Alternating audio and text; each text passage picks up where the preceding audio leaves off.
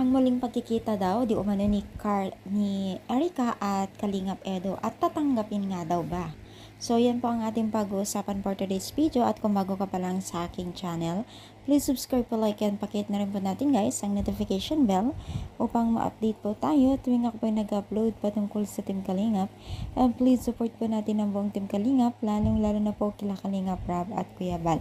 Alam niyo ba guys na marami nagtatanong talaga din sa mga comment section natin na kung babalik nga daw ba itong si Erica kay Edo ay tatanggapin nga ba? So napakalabo naman po yan kung tatanggapin pa, di ba?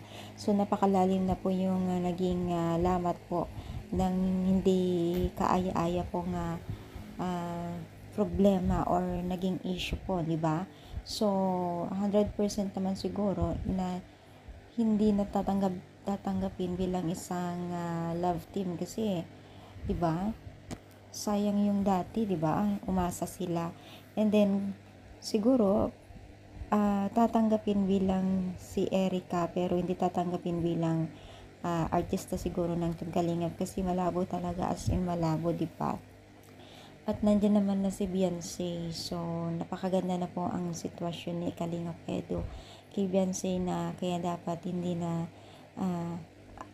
asahan or baga yung tiwala ba, 'di ba? Itong si Beyonce kasi sobrang bait niya at talagang handang makipagtulungan sa Team Kalingap sa abot ng kanyang makakaya, 'di ba? So malabo talaga yung mga request po ng mga taga-supporters ni Erica, 'di ba? So kahit sino naman po, 'di ba, madadala ka.